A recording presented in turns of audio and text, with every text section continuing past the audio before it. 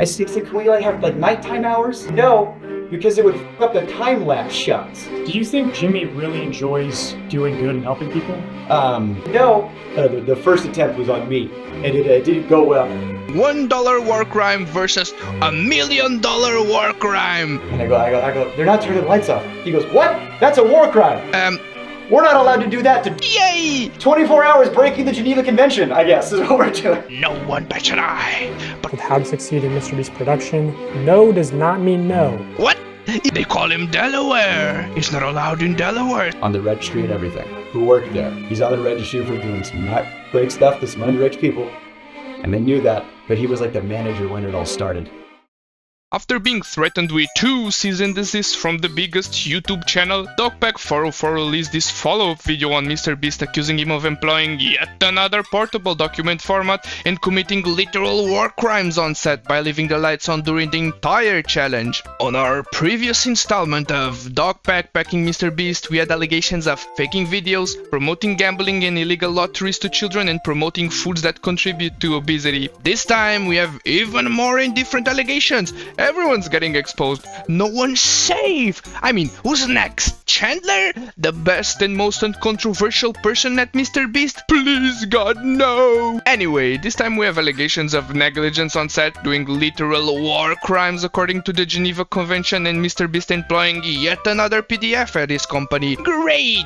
This was hands down one of the top 5 greatest events this year. Everyone was in chat listening to the live premiere. Even MrBeast himself, who started counting down from 6 to 1, allegedly trying to silence him or get him to take the video down. Optimus was there, the internet anarchist. I'm sure that every commentary YouTuber was there as well. I'm sure that my favorite YouTuber, Pegasus, was there as well, ready to make yet another 10 million views from another "It's Over" video. Watching this stream was like watching the classified files as soon as they came out. I thought I was committing a crime just by being there. Anyway, enough yapping, let's hear the man dressing up as content cop talking about MrBeast's deepest, darkest secret. Hey, what happened to you?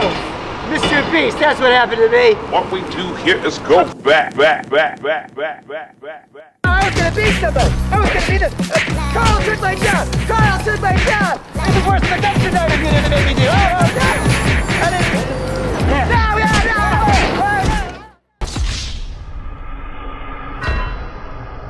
This 50-minute mammoth of a video is a cut-down interview from a former MrBeast employee, Jake Weedle, who worked there from 2019 to 2021. I personally don't really like the interviewee, but okay. He's not paid, doesn't have skibbity rees. Above all, he yaps a lot. Okay, but I guess that the yapping parts are just story building, so we're contextualized. It's basically One Piece Dressrosa arc. It's got a lot of filler, but there's the occasional goated episode, like when Luffy finally goes Gear 4th, or Usopp becomes Goto Usopp. So out of the 50-minute interview, there are like maybe 5 minutes of important information. Regardless of my personal biases, we can't just discard the allegations, especially given how insane they are. During the interview, Jake goes on to allege negligence on set, with something akin to a literal war crime being committed, MrBeast lying and leaving sets in bad condition after recording, and MrBeast employing yet another PDF that was on the registry and wasn't even allowed in an entire state. I'm Jake Weddle.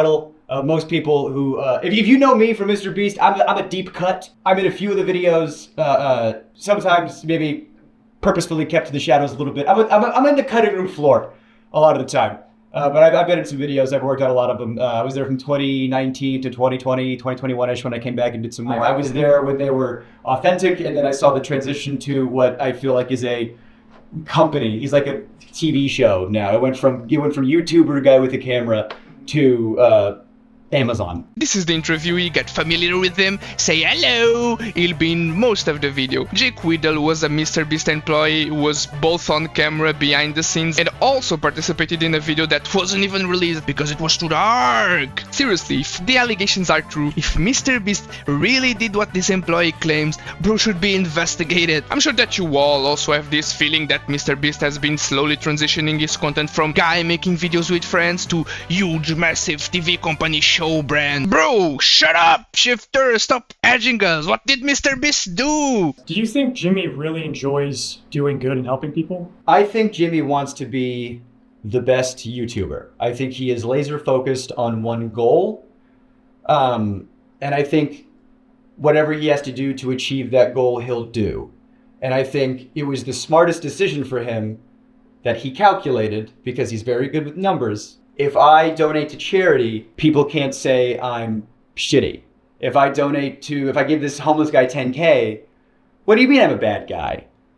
But I've always thought, if you're going to do something nice for somebody, and you stick a camera in their face while you do it. This is the problem with Genie and the MrBeast brand. He just wants to be the best, like no one ever, and is willing to take every measure and cut corners to reach his goal. This includes willing or unwillingly putting people in harm's way and looking like an automated AI robot to a normal human being. I personally don't care if MrBeast does philanthropy and records it. If every billionaire did the same thing, I'm sure that the world would be a better place. Just imagine being taken out of poverty in exchange for some quick views. Honestly, that's a price I'm willing to pay. But this all plays into MrBeast's image. If he does philanthropy and good deeds for the community, he gets good reputation and people are less inclined to criticize him whenever he does something that's deemed not so good. Like, I don't know, a war crimes that go against the Geneva Convention? There's one video I was in, I got paid a lot for it, but it didn't come out. It didn't come out because it didn't go well. It was the surviving like $10,000 every day you survive in solitary, or surviving solitary for whatever.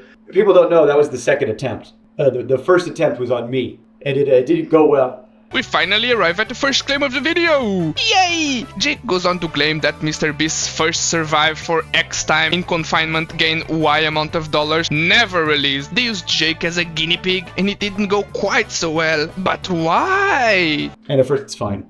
And I mean, they had just freshly painted the set. You could smell it, you know? Which that's probably not good, you know, the smell of fresh paint in your surroundings for the next XYZ time. MrBeast's team pitches the idea of 30 days in confinement, win 300k to Jake. He accepts, and this is an argument I see a lot of people making. He accepted the challenge, he literally signed up to be there. What people fail to realize though is that brother signed up to be in a challenge, not to be tortured. I'm sure that there are a lot of laws to stop things like this from happening. So for example, NDAs don't protect against people talking about criminal activity. So if you sign an NDA and the day after you see your boss doing some illegal shady activities, you can report him to the police and won't be breaching NDA. The same way, contracts shouldn't allow literal torture to be induced onto the signee. Anyway, this first claim of inhaling paint fumes from a freshly painted set could be quickly disregarded given the severity of the ones that come after. However, it already shows a little negligence from MrBeast and his crew. Chemicals in paint fumes can cause long-term health effects, even though it seems like a minute point. It got to a point where, like,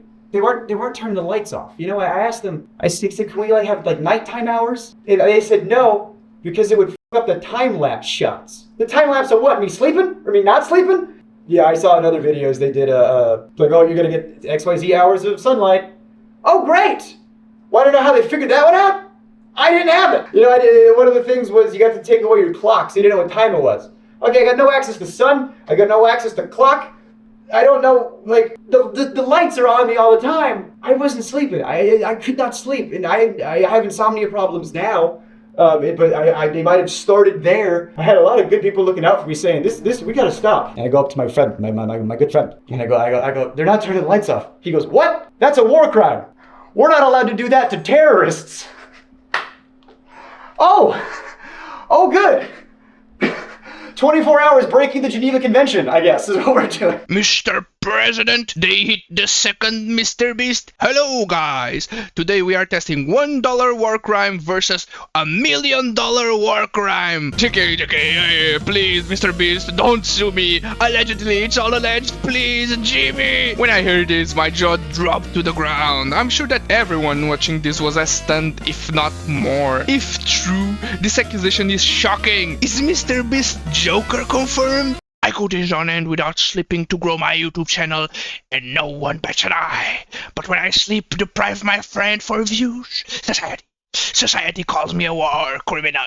Now, sleep deprivation is considered to be a form of torture and war crime by United Nations, but you could argue that he wasn't being sleep deprived because even though the lights were on, he could still sleep. However, what kind of monster would make that argument? Dude said he couldn't sleep because the lights were constantly on, so he asked multiple times to have them turned off and was refused because it will ruin the video footage. Bruh, are we at that point in time where good footage is more important than someone's sanity? Of course, this is all assuming that the allegations are true. They can always be false. The "I tortured my friend for a chance at winning $300,000" video will definitely be a banger. Release the footage! But Jake could always be a pathological liar playing with a serious situation. We never know. He's given us some good evidence to support the fact that he was in fact a part of MrBeast's crew and was a part of an unreleased video, but there's no way for us to confirm the veracity of his claims besides if MrBeast releases the footage. And since right now, as we speak, MrBeast is combing through his channel and deleting videos,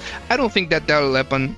Jimmy comes in and he wakes me up and he goes, ask me why I have 2 briefcases. And I'm like, why do you have 2 briefcases? And he goes, oh, because this one's for today, you know, and this one's for the challenge. And I go, what's the challenge today? He goes, you're gonna run a marathon. You're gonna do 22.6K, whatever it is, and you're gonna do it on that treadmill over there. He then starts yapping a lot, like 10 minutes yapping session, and this is how the video is formatted: 10 to 20 minutes of yapping, massive bombshell, 10 to 20 minutes of yapping, bombshell, and so on and so forth. The second bombshell with equivalent destruction power to the hydrogen bomb is that Jimmy, well, it's not as big of a bombshell as the claim after this one, but it's still pretty mean, or at least the way that Jake puts it. Basically, Jimmy made Jake run a marathon on a treadmill. And I mean, not to be the mean guy here, but you can realistically do 30 miles in a day walking. However, that doesn't factor into the fact that Jake had been in isolation for 30 days on end, all while inhaling paint fumes and being allegedly sleep deprived due to the entire